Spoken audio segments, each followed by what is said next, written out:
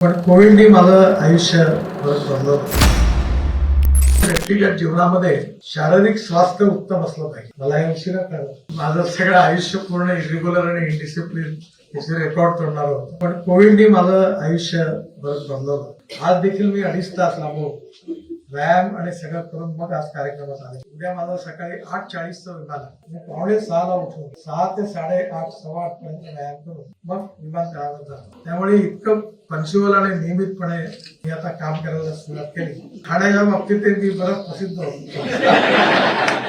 असं भयंकर मी खाण्यातली नियत माझी कमी नाही झाली, पण खाणं कमी झालं. त्यामुळे त्याचंही पूर्णपणे नियंत्रणात ठेवलंय आणि त्यामुळे मी 46 किलो माझं वजन आता कमी झालं. पण त्यानंतर कॉन्स्टंट आहे. आणि आता मधल्या ऍक्सिडेंट नंतर मला बराचसा पायाला त्रास होत होता. पण या सगळ्या व्यायामामुळे माझं जीवन चांगलं. त्यामुळे मी माझ्या याच्या विशेषतः राजकारणात भेटणारे जेवढे मंत्री मुख्यमंत्री भेटतात त्यांना मी सांगतो, पहिले स्वतःचा पहा.